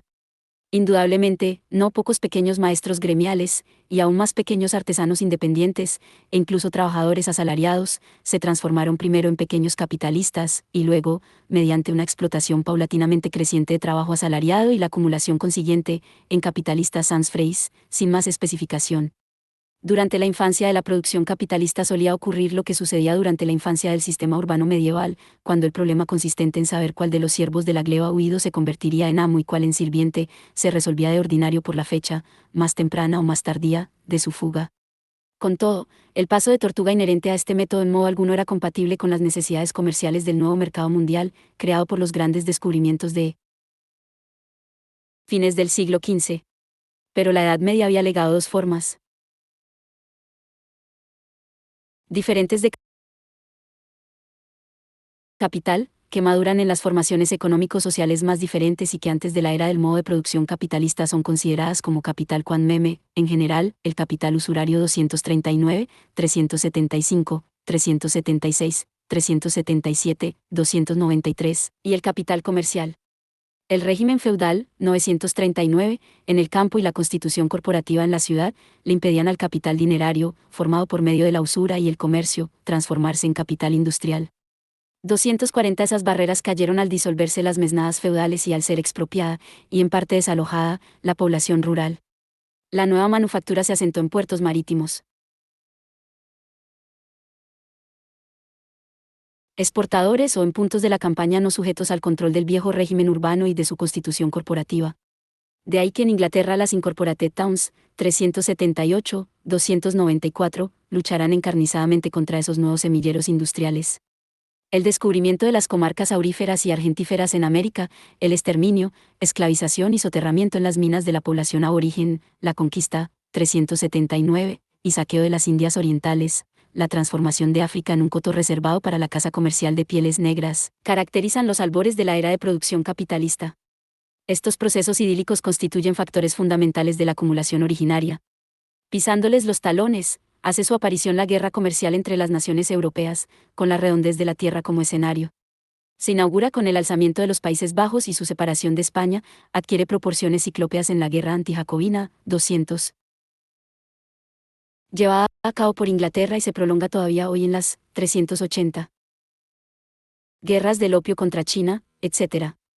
Los diversos factores de la acumulación originaria se distribuyen ahora, en una secuencia más o menos, 940, cronológica, principalmente entre España, Portugal, Holanda, Francia e Inglaterra. En Inglaterra, a fines del siglo XVII, se combinan sistemáticamente en el sistema colonial, en el de la deuda pública, en el moderno sistema impositivo y el sistema proteccionista. Estos métodos, como por ejemplo el sistema colonial, se fundan en parte sobre la violencia más brutal. Pero todos ellos recurren al poder del Estado, a la violencia organizada y concentrada de la sociedad, para fomentar como en un invernadero el proceso de transformación del modo de producción feudal en modo de producción capitalista y para abreviar las transiciones. La violencia es la partera de toda sociedad vieja preñada de una nueva. Ella misma es una potencia económica. Del sistema colonial cristiano dice William Howitt, un hombre que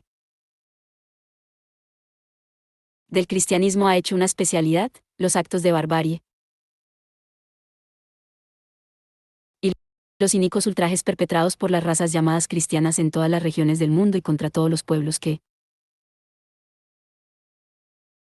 pudieron subyugar, no encuentran paralelo en ninguna era de la historia universal y en ninguna raza, por salvaje e inculta, despiadada e impúdica que está fuera. 241 La historia de la administración colonial holandesa, y Holanda era la nación capitalista modelo del siglo XVII, expone ante nuestros ojos un cuadro insuperable de traiciones, sobornos, asesinatos e infamias. 242 Nada es más característico que su sistema de robo de hombres, aplicado en célebes para explotarlos como esclavos. En Java se adiestraba con este objetivo a los ladrones de hombres. El ladrón, el intérprete y el vendedor eran los principales agentes en este negocio, príncipes nativos, los principales vendedores. Se mantenía escondidos en prisiones secretas de célebes a los jóvenes secuestrados, hasta que, suficientemente maduros, se los pudiera despachar en los barcos de esclavos. Un informe oficial dice, 941, esta ciudad de Makassar, por ejemplo, está llena de prisiones secretas, cada una más horrenda que la otra, atestadas de infortunados, víctimas de la codicia y la tiranía, cargados de cadenas, arrancados de sus familias a viva fuerza. Para apoderarse de Malaca, los holandeses sobornaron al gobernador portugués. En 1641, los dejó entrar a la ciudad. Los atacantes volaron hacia la casa del gobernador y lo asesinaron, para abstenerse de pagarle las 21.875 libras que le habían prometido. Donde asentaban la planta, lo seguían la devastación y la despoblación. Banyuwangi, una provincia de Java, contaba en 1750 más de 80.000 habitantes, en 1811 apenas eran 8.000. He aquí el dulce comercio. Es sabido que la Compañía Inglesa de las Indias Orientales obtuvo, además de la dominación política en la India, el monopolio exclusivo del comercio del té, así como del comercio chino en general, y del transporte de bienes desde Europa y hacia este continente. Pero la navegación de cabotaje en la India y entre las islas, así como el comercio interno de la India, se convirtió en monopolio de los altos funcionarios de la compañía. Los monopolios de la sal, del opio, del betel y de otras mercancías eran minas inagotables de riqueza. Los funcionarios mismos fijaban los precios y expoliaban a su antojo al infeliz hindú. El gobernador general participaba en ese comercio privado. Sus favoritos obtenían contratos bajo condiciones mediante las cuales ellos, más astutos que los alquimistas, hacían oro de la nada. Grandes fortunas brotaban como los hongos, de un día para otro, la acumulación originaria se efectuaba sin necesidad de adelantar un chelín. El proceso contra Warren Hastings está cuajado de tales ejemplos. Y aquí un caso. Se adjudica un contrato de suministro de opio a un tal Sullivan aunque estaba por partir, en misión oficial, a una región de la India muy distante de los distritos del opio. Sullivan vende su contrato por 40.000 libras a un tal Bean lo vende el mismo día por libras 60.000, y el último comprador y ejecutor del contrato declara que, después de todo eso, obtuvo enormes ganancias. Según una lista sometida a la consideración del Parlamento, la compañía y sus funcionarios hicieron regalar por los indios, de 1757 a 1766, 6 millones de libras esterlinas. Entre 1769 y 1770 los ingleses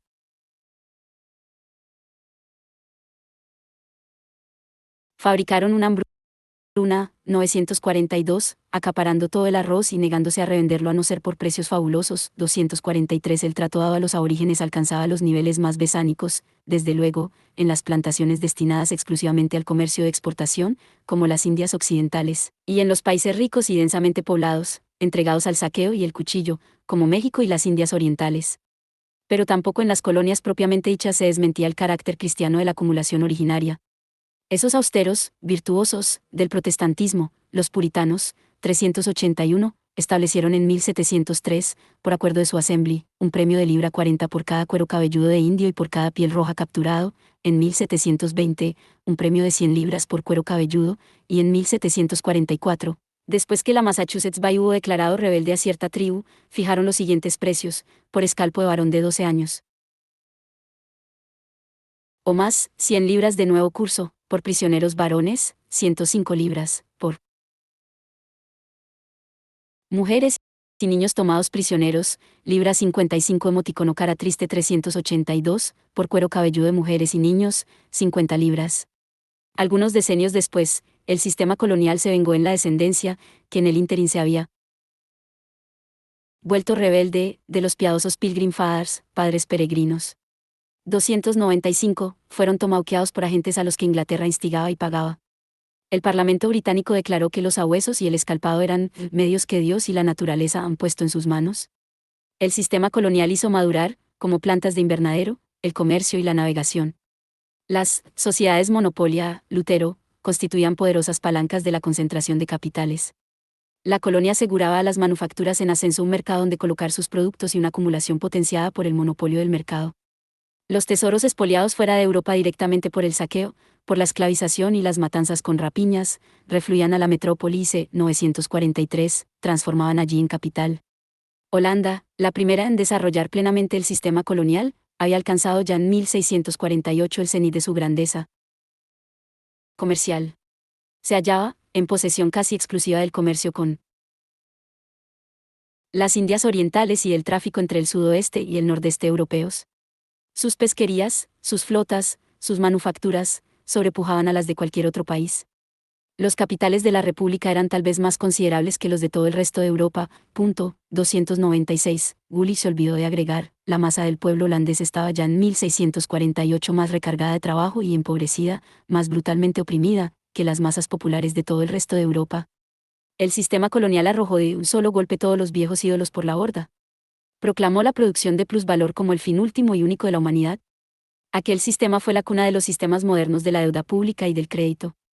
El extraordinario papel desempeñado por el sistema de la deuda pública y por el moderno sistema impositivo en la transformación de la riqueza social en capital, en la expropiación de productores autónomos y en la opresión de los asalariados, ha inducido a no pocos escritores, como William Cabot, Doubleday, etc., a ver erróneamente en dichos sistemas el motivo de toda la miseria popular moderna. 383, 243 bis 243 bis 2, 297, 298, con la deuda pública. Surgió un 944 sistema crediticio internacional, que a menudo encubría una de las fuentes de la acumulación originaria en un país. 945, determinado. Por ejemplo, 384, las ruindades del sistema veneciano de rapiña constituían uno de esos fundamentos ocultos de la riqueza de capitales de Holanda, a la cual la Venecia en decadencia prestaba grandes sumas de dinero. Otro tanto ocurre entre Holanda e Inglaterra. Ya a comienzos del siglo XVIII las manufacturas holandesas han sido ampliamente sobrepujadas y el país ha cesado de ser la nación industrial y comercial. 385, dominante. Uno de sus negocios principales, entre 1701 y 1776, fue el préstamo de enormes capitales, especialmente a su poderosa competidora Inglaterra. Un caso análogo lo constituye hoy la relación entre Inglaterra y Estados Unidos. No pocos capitales que ingresan actualmente a Estados Unidos sin partida de nacimiento, son sangre de niños recién ayer capitalizada en Inglaterra. 386, 946. El sistema proteccionista era un medio artificial de fabricantes, de expropiar trabajadores independientes, de capitalizar los medios de producción y de subsistencia nacionales, de abreviar por la violencia la transición entre el modo de producción antiguo y el moderno. Los estados europeos se disputaron con furor la patente de este invento, y una vez que hubieron entrado al servicio de los fabricantes de plusvalor, no solo esquilmaron al propio pueblo, indirectamente con los aranceles protectores, directamente con primas a la exportación, etc., para alcanzar ese objetivo, sino que en los países contiguos dependientes extirparon por la violencia toda industria, como hizo Inglaterra, por ejemplo, en el caso de la manufactura lanera irlandesa. En el continente europeo, siguiendo el método de Colbert, el proceso se había simplificado considerablemente. Aquí, parte del capital originario del industrial fluía directamente del erario público. ¿Por qué?, exclama Mirabeau, ir a buscar tan lejos la causa del auge manufacturero de Sajonia antes de la Guerra de los 7 años. 180 millones de deudas públicas. 244 sistema colonial, deudas públicas, impuestos abrumadores, proteccionismo, guerras comerciales, etc., estos vástagos del periodo manufacturero propiamente dicho experimentaron un crecimiento gigantesco durante la infancia de la gran industria. El nacimiento de esta última fue celebrado, 947, con el gran robo herodiano de los inocentes. 387, Sir Francis Morton Eden, tan impasible ante las crueldades que conlleva la expropiación de la población rural, a la que se despoja de sus tierras desde el último tercio del siglo XV hasta los tiempos de ese autor, a fines del siglo XVIII, que con tanta complacencia se congratula por ese proceso, necesario, para establecer la agricultura capitalista y la debida proporción entre las tierras de labor y las pasturas, no da pruebas de la misma perspicacia económica, por el contrario. En lo que respecta a la necesidad del robo de niños y de la esclavitud infantil para transformar la industria manufacturera en fabril y para establecer la debida proporción entre el capital y la fuerza de trabajo, afirma Eden, quizás merezca la atención del público la consideración de si una manufactura cualquiera que, para ser operada con éxito, requiere que se saquen cada TGs y warehouses en busca de niños pobres, con el objeto de hacerlos trabajar durísimamente, por turnos, durante la mayor parte de la noche, robándoles el reposo, de si una manufactura que, además, mezcla montones de individuos de uno u otro sexo, de diversas edades e inclinaciones, de tal manera que el contagio del ejemplo tiene necesariamente que empujar a la depravación y la vida licenciosa, de si tal manufactura puede acrecentarla. Suma de la felicidad individual y nacional, 245, en Devonshire, Nottingham City particularmente en Lancashire, dice Fieldan, la maquinaria recién inventada se empleó en grandes fábricas construidas junto a corrientes de agua capaces de mover la rueda hidráulica. En esos lugares, alejados de las ciudades, súbitamente se necesitaron miles de brazos, y especialmente Lancashire, hasta esa época relativamente poco poblado e improductivo, requirió ante todo una población. Lo que más se necesitaba era dedos pequeños y ágiles. Súbitamente surgió la costumbre de conseguir aprendices, en los diversos hospicios parroquiales de Londres, Birmingham y otros lugares. De esta manera se despacharon hacia el norte muchísimos miles de esas criaturitas desamparadas, cuyas edades oscilaban entre los 7 y los 13 o 14 años.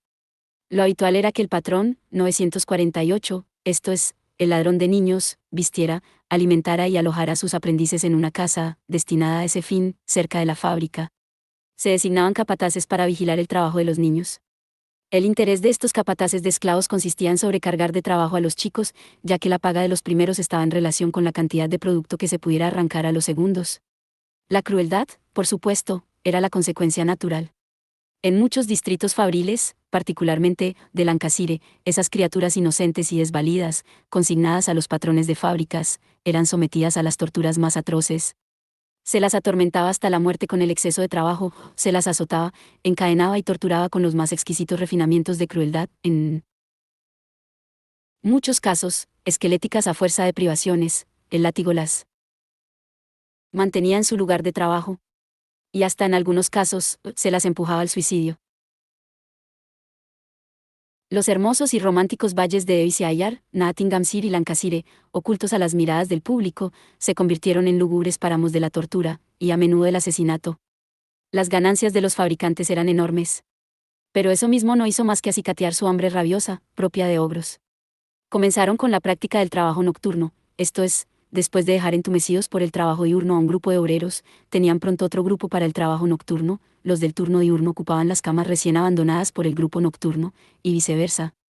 Es tradición popular en Lancashire que las camas nunca se enfriaban, 246, 299, 300, 949, con el desarrollo de la producción capitalista durante el periodo manufacturero, la opinión pública de Europa perdió los últimos restos de pudor y de conciencia.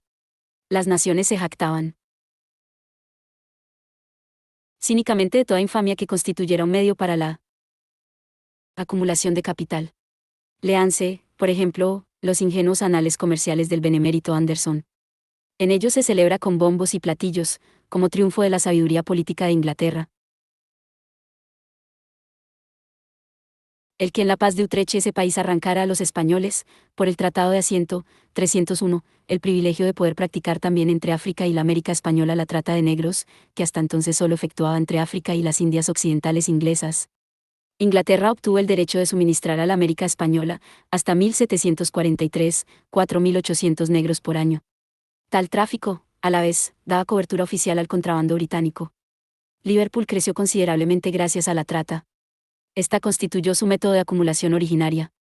Y hasta el día de hoy la respetabilidad liverpulense es el píndaro de la trata, la cual, véase la citada obra del Dr. Eican, publicada en 1795, exalta hasta la pasión el espíritu comercial y de empresa, forma famosos navegantes y rinde enormes ganancias. 302, Liverpool dedicaba a la trata, en 1730, 15 barcos, en 1751, 53, en 1760, 74, en 1770, 96, y en 1792, 132. Al mismo tiempo que introducía la esclavitud infantil en Inglaterra, la industria algodonera daba el impulso para la transformación de la economía esclavista más o menos patriarcal de Estados Unidos en un sistema comercial de explotación. En general, la esclavitud disfrazada de los asalariados en Europa exigía, a modo de pedestal, la esclavitud sans phrase, desembosada, en el Nuevo Mundo, 247, 950, tantae mobilis erat, tantos esfuerzos se requirieron, 303, para asistir al parto de las leyes naturales eternas, que rigen al modo capitalista de producción, para consumar el proceso de decisión entre los trabajadores y las condiciones de trabajo, transformando, en uno de los polos, los medios de producción y de subsistencia sociales en capital, y en el polo opuesto la masa del pueblo en asalariados, en pobres laboriosos, libres, ese producto artificial de la historia moderna. 248 Si el dinero, como dice Oye, viene al mundo con manchas de sangre en una mejilla, 249 El capital lo hace, chorreando sangre y lodo, por todos los poros, desde la cabeza hasta los pies, 250, 951. 7. Tendencia histórica de la acumulación capitalista. ¿En qué se resuelve la acumulación originaria del capital? Esto es, su génesis histórica. En tanto no es transformación directa de esclavos y siervos de la gleba en asalariados, o sea, mero cambio de forma, no significa más que la expropiación del productor directo, esto es, la disolución de la propiedad privada fundada en el trabajo propio. 388. La propiedad privada del trabajador sobre sus medios de producción es el fundamento de la pequeña industria, y la pequeña industria es una condición necesaria para el desarrollo de la producción social y de la libre individualidad del trabajador mismo. Ciertamente, este modo de producción existe también dentro de la esclavitud, de la servidumbre de la gleba y de otras relaciones de dependencia. Pero solo florece, solo libera toda su energía, solo conquista la forma clásica adecuada, allí donde el trabajador es propietario privado libre de sus condiciones de trabajo, manejadas por él mismo, el campesino, de la tierra que cultiva, el artesano, del instrumento que manipula como un virtuoso. Este modo de producción supone el parcelamiento del suelo y de los demás medios de producción.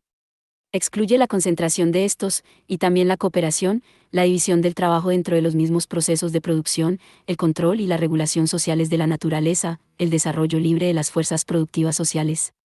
952. Solo es compatible con límites estrechos, espontáneos, naturales, de la producción y de la sociedad. 389, 304. Al alcanzar cierto grado de su desarrollo, genera los medios materiales de su propia destrucción.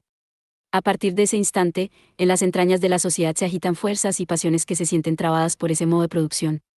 Este debe ser aniquilado, y se lo aniquila. Su aniquilamiento, la transformación de los medios de producción individuales y dispersos en socialmente concentrados, y por consiguiente la conversión de la propiedad raquítica de muchos en propiedad masiva de unos pocos, y por tanto la expropiación que despoja de la tierra y de los medios de subsistencia e instrumentos de trabajo a la gran masa del pueblo, esa expropiación terrible y dificultosa de las masas populares, constituye la prehistoria del capital. Comprende una serie de métodos violentos, de los cuales hemos pasado revista solo aquellos que hicieron época como métodos de la acumulación originaria del capital. La expropiación de los productores directos se lleva a cabo con el vandalismo más despiadado y bajo el impulso de las pasiones más infames, sucias y mezquinamente odiosas. La propiedad privada erigida a fuerza de trabajo propio, fundada, por así decirlo, en la consustanciación entre el individuo laborante independiente, aislado, y sus condiciones de trabajo, es desplazada por la propiedad privada capitalista, que reposa en la explotación de trabajo ajeno, aunque formalmente libre. 251 No bien ese proceso de transformación ha descompuesto suficientemente, en profundidad y en extensión, la vieja sociedad, no bien los trabajadores se han convertido en proletarios y sus condiciones de trabajo en capital, no bien el modo de producción capitalista puede andar ya sin andaderas, asumen una nueva forma. La socialización ulterior del trabajo y la transformación ulterior de la tierra y de otros medios de producción en medios de producción socialmente explotados, y por ende en medios de producción colectivos, y asume también una nueva forma, por 953, consiguiente, la expropiación ulterior de los propietarios privados. El que debe ahora ser expropiado no es ya el trabajador que labora por su propia cuenta, sino el capitalista que explota a muchos trabajadores. Esta expropiación se lleva a cabo por medio de la acción de las propias leyes inmanentes de la producción capitalista, por medio de la concentración, 390, de los capitales. Cada capitalista liquida a otros muchos. Paralelamente a esta concentración, 391, o a la expropiación de muchos capitalistas por pocos, se desarrollan en escala cada vez más amplia la forma cooperativa del proceso laboral, la aplicación tecnológica, 392, consciente de la ciencia, la explotación colectiva, 393, planificada de la tierra, la transformación de los medios de trabajo en medios de trabajo que solo son utilizables colectivamente, la economización de todos los medios de producción gracias a su uso como medios de producción colectivos, 394, del trabajo social, combinado, 395, con la disminución constante en el número de los magnates capitalistas que usurpan y monopolizan todas las ventajas de este proceso de trastocamiento. Se acrecienta la masa de la miseria, de la opresión, de la servidumbre, de la degeneración, de la explotación, pero se acrecienta también la rebeldía de la clase obrera, una clase cuyo número aumenta de manera constante y que es disciplinada, unida y organizada por el mecanismo mismo del proceso capitalista de producción. El monopolio ejercido por el capital se convierte en traba del modo de producción que ha florecido con él y bajo él. La concentración, 396, de los medios de producción y la socialización del trabajo alcanzan un punto en que son incompatibles con su corteza capitalista. Se la hace saltar. Suena la hora postrera de la propiedad privada capitalista. Los expropiadores son expropiados. El modo capitalista de producción y de apropiación, 397, y por tanto la propiedad privada capitalista, es la primera, 954, negación de la propiedad privada individual, fundada en el trabajo propio. 398, la negación de la producción capitalista se produce por sí misma, con la necesidad de un proceso natural. Es la negación de la negación. Esta restaura la propiedad individual, pero sobre el fundamento de la conquista alcanzada por la era capitalista, la cooperación de trabajadores libres y su propiedad colectiva sobre la tierra y sobre los medios de producción producidos por el trabajo mismo. La transformación de la propiedad privada fragmentaria, fundada sobre el trabajo personal de los individuos, en propiedad privada capitalista es, naturalmente, un proceso incomparablemente más prolongado, más duro y dificultoso, que la transformación de la propiedad capitalista, de hecho fundada ya sobre el manejo social de la producción, en propiedad social. En aquel caso se trataba de la expropiación de la masa del pueblo por unos pocos usurpadores, aquí se trata de la expropiación de unos pocos usurpadores por la masa del pueblo, 252, 399,